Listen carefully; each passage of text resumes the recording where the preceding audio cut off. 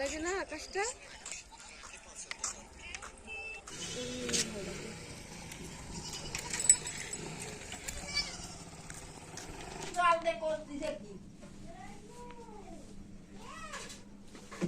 বাবু তুমি কোথায় যাচ্ছ? যাচ্ছি, আমার কাজ বাজ আছে তাই যাচ্ছি। তুমি মেয়ে মানুষ, তুমি অত সব কথা শুনে কি করবা?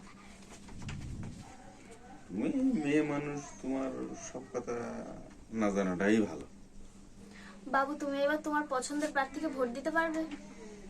পারবো না কেন? আমি হলাম বেটা ছেলে, আমি আমার পছন্দের মতন ভোট দিতে পারবো না?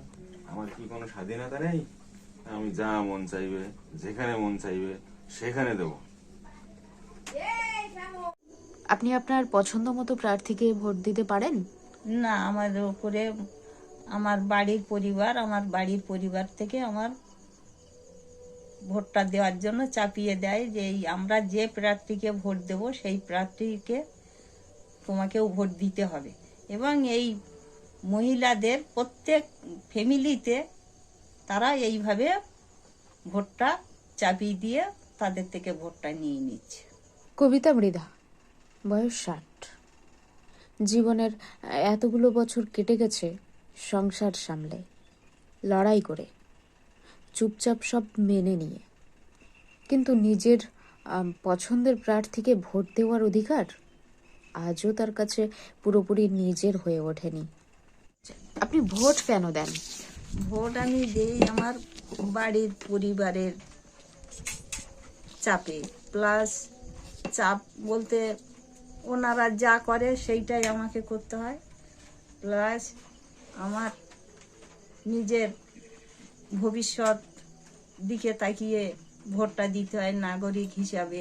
কারণ সমাজের গভীরে গেঁথে থাকা পিতৃতান্ত্রিক এই মানসিকতা, যেখানে নারীর কণ্ঠস্বর এখনো অনেক সময় চাপা পড়ে যায় অন্য কারোর সিদ্ধান্তে।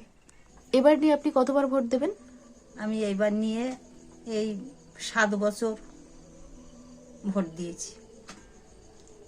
এই ভোটের মূল্য কেউ তো দিতে পারে না, কিংবা এই ভোটের মূল্যটা প্রচুর পরিমাণে। এই ভোটের মূল্যটা প্রচুর পরিমাণে কেন? যে এই ভোটটা না দিলে একটা গ্রামের মহিলা হোক আর ছেলে হোক, মানে ভোটটা না দিলে সে নাগরিকের কোনো পরিচয়পত্র থাকে না। তবুও পরিবর্তনের হাওয়া বইছে।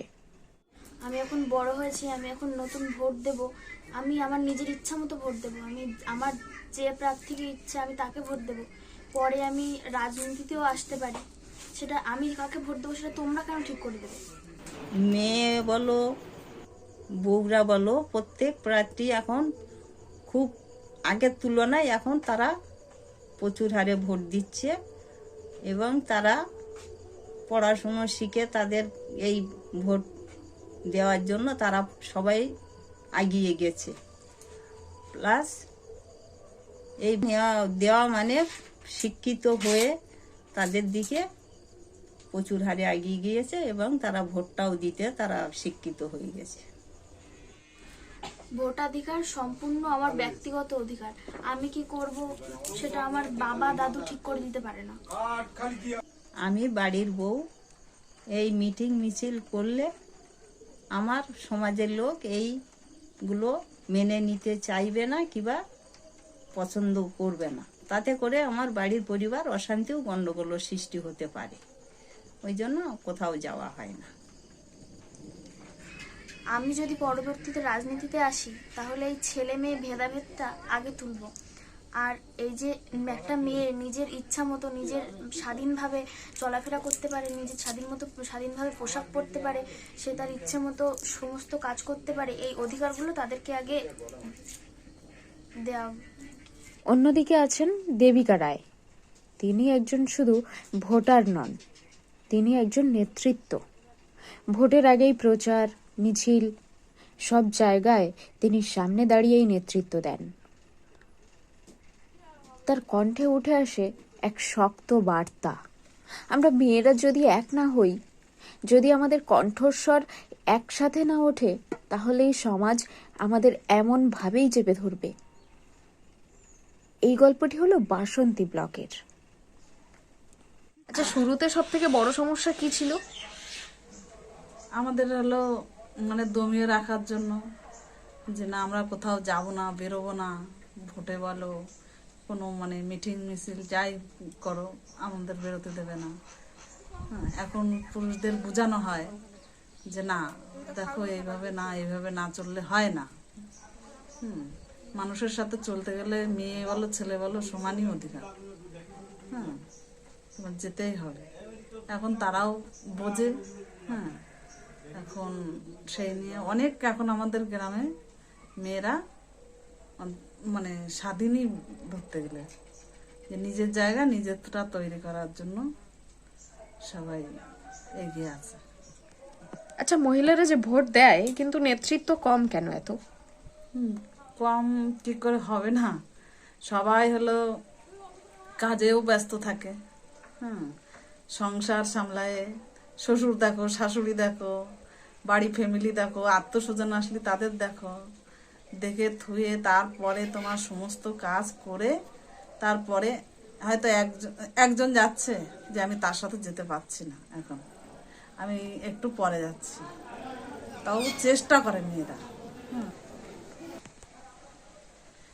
সমাজ সবসময় মেয়েদের পিছনের সারিতেই রাখতে চায়। মেয়েদের মানে প্রচুর কাজ, মানে সে কাজের শেষ নেই। হ্যাঁ, সংসার দিয়ে, স্বামীর কাজ দিয়ে, মানে স্বামীরও হেল্প করো সবার, ছেলে মেয়ে সবার সামলিয়ে তারপরে তুমি যাও। আর নয় মেয়েরা স্বাধীন এখনো ভালোভাবে হয়নি। মেয়েদের আওয়াজ তোলার দরকার। এই সমাজ হলো আর নয় তো মেয়েদের কোনো সম্মানই করবে না। হ্যাঁ, আর বেশি বেশি শিক্ষিত অবশ্যই হওয়ার দরকার। শিক্ষিত না হলে এই সমাজে ঠিকভাবে চলা যায় না। মেয়ে বলো ছেলে বলো সবাই শিক্ষিত না হলে তো এই বাজারে মানে কিছুই না। মেয়েরা অপয়া না, মেয়েরা অলক্ষ্য না, তাই আমার নিজের ভোট আমি আমার নিজের ইচ্ছা মতো প্রার্থীকেই দেব। দুই নারীর এই কণ্ঠ শুধু ব্যক্তিগত অভিজ্ঞতা নয়, এটা এক লড়াইয়ের প্রতিচ্ছবি। অধিকার ফিরে পাওয়ার, নিজেদের কথা বলার এবং সমাজকে বদলে দেওয়ার। কারণ যখন একজন নারী দাঁড়ায় ঠিক তখনই সমাজ পরিবর্তনের শুরু হয়।